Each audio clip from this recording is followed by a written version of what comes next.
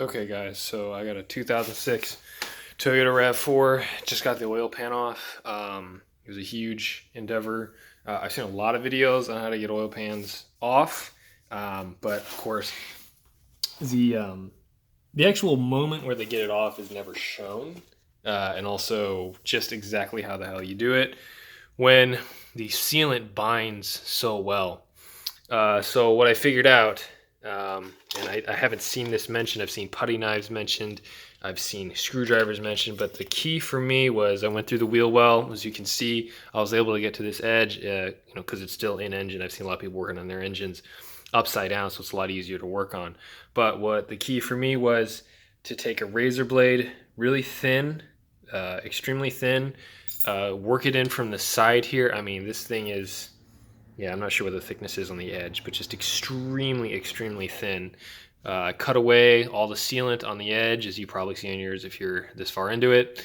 And I took a hammer and a wood block, and I essentially just tapped this sucker in, just straight in. And I think probably a narrower blade and one not so wide will make it easier.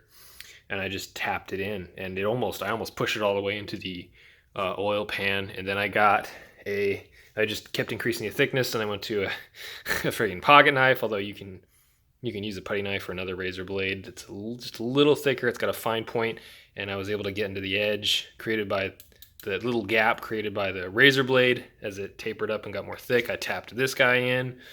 And then finally I got to the screwdriver, right? This is what people say, use a screwdriver, tap all their own. I got the screwdriver in now because I had an opening big enough. And then I tapped the screwdriver in.